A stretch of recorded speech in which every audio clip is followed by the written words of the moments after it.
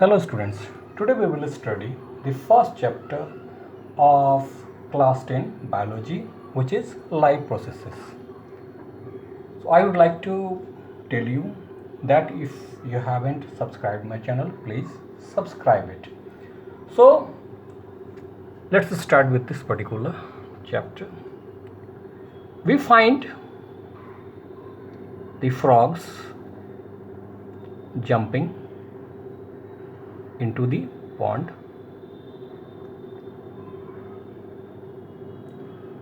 Birds flying in the sky. Birds flying in the sky. A dog barking on the street. Then we understand that these organisms are living beings. But what about a duster? About a pen? About a copy?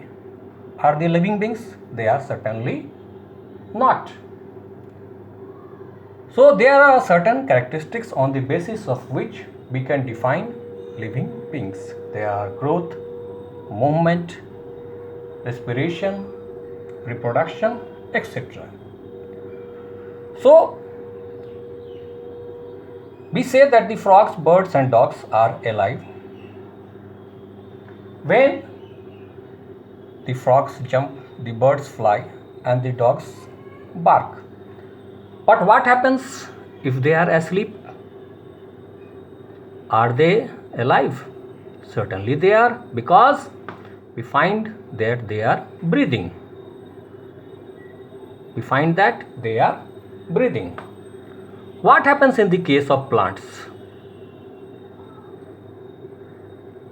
We say that they are alive if their color is green. But what will happen if the color is not green? Then we will say that we find growth. What kind of growth? The shoots go up and the roots go down. So we say that they are also alive. That means some sort of movement, whether it is growth related or not, some sort of movement is here to the visible eye. But what will happen if a plant whose growth is tiny plants, whose growth is not visible, can we say them alive? Or some organisms which are so small that their movement cannot be seen, can they be said to be alive? Definitely they can be said to be alive. How is it possible? It is possible due to some movements. It is possible due to some movements which take place at the molecular level. Which take place at the molecular level, and these movements are so small that they are invisible to the naked eye, and these movements are called molecular movements.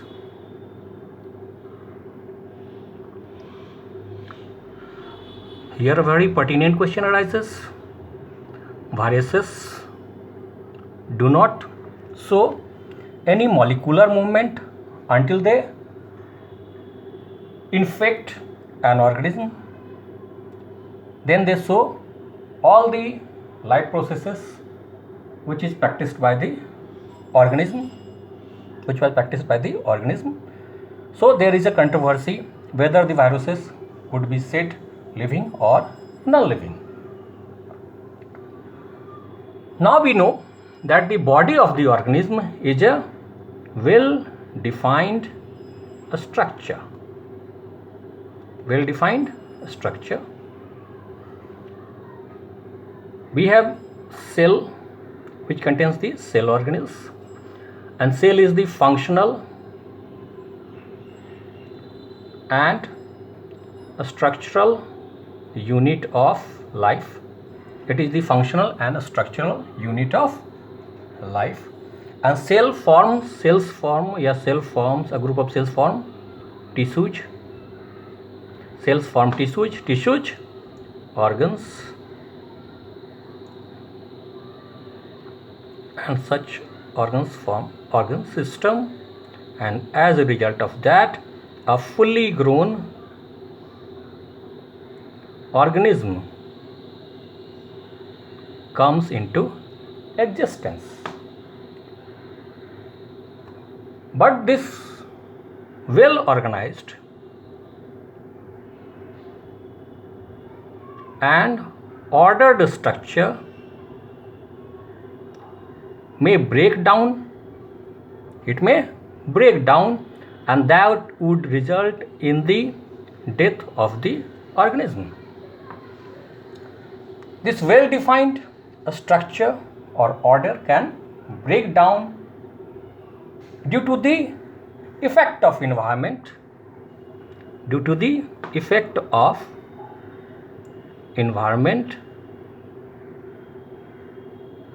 which could ultimately result in the death of the organism.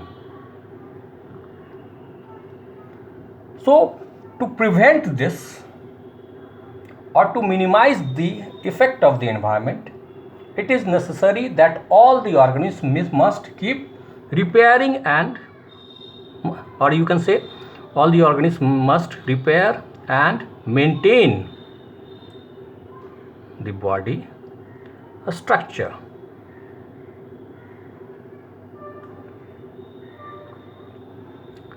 Since the body is made up of molecules, so the molecular movement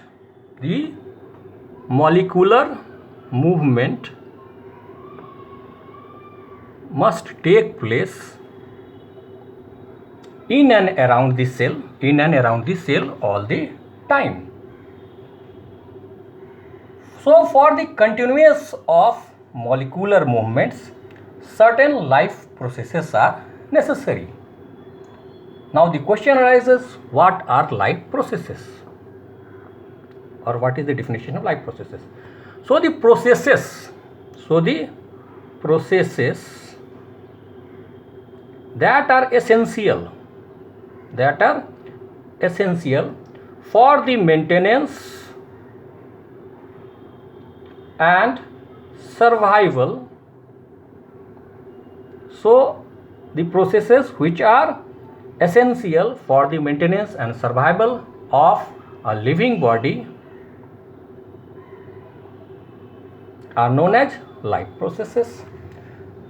So what are life processes? Such kind of processes which are essential for the maintenance and survival of a living body are known as life processes. Let us study some life processes in brief. The first one is nutrition.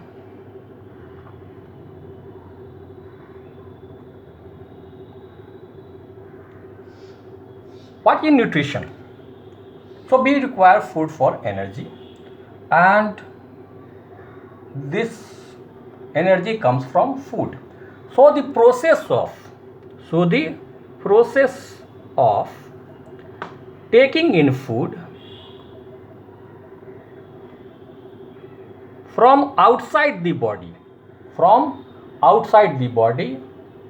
to inside the body, from outside the body to inside the body, for growth, repair and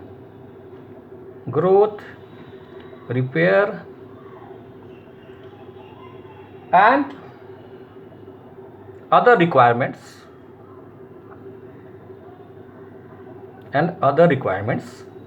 is known as nutrition. So the process of taking in food for growth, repair, maintenance and other requirements, that particular process is known as nutrition. The second one is respiration.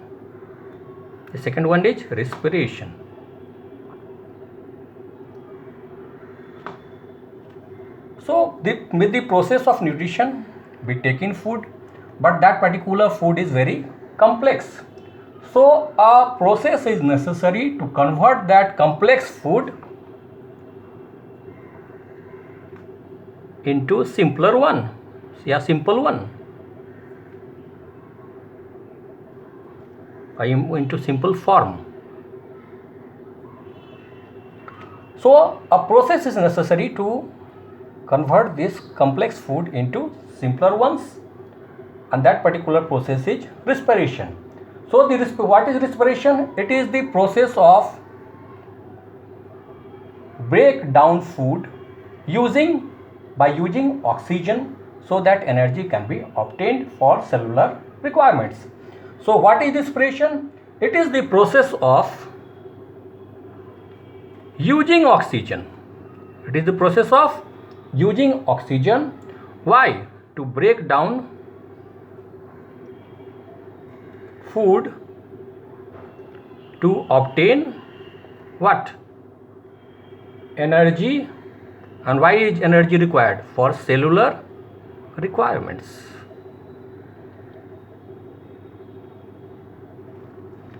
So what is respiration?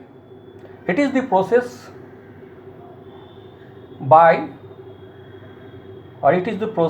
using oxygen to break down food to obtain energy for cellular requirements. For cellular requirements, we require energy, and for that energy, what do? We use oxygen for breakdown of food. Since food, third one is transportation.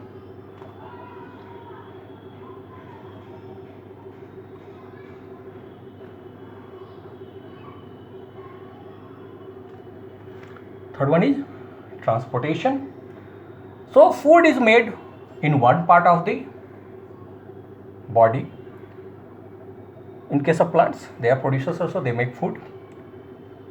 So if food is made in one part of the plant, it is necessary to transport that particular food to other parts of the body so that all the body parts may get that food for their cellular needs. So we need energy to do work, to do all sorts of such activities. So all those body parts, they also need energy, and for that energy they require food. So if food is made in one part of the body, in case of plants, leaves, it must be transported to other parts of the body so that all the body parts may get energy from the food which they obtain. And this occurs through transportation. So transportation is the process by which food manufactured in one part of the body is transported to other body parts of the organism.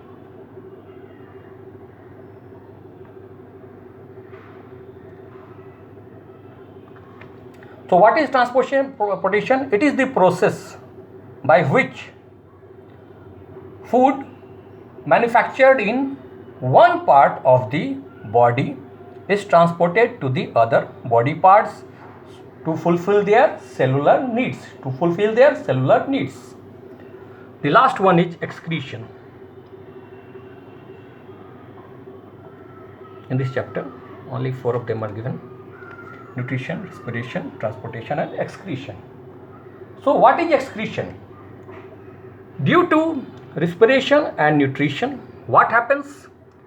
Certain toxic and harmful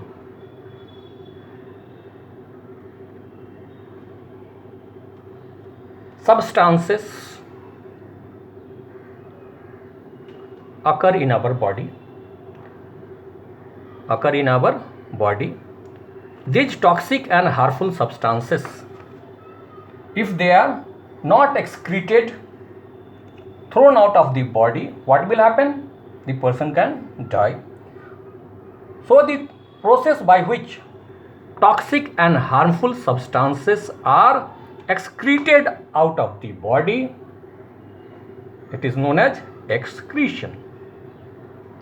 So nutrition, the process of intake of food from outside to inside of the body so that it can be used for various requirements. Then respiration, the process by which oxygen is used to break down food for the requirement of various cellular needs, that is known as respiration. Third one is transportation, the process by which food made or manufactured in one part of the body is transported to other parts of the body to fulfill their cellular needs.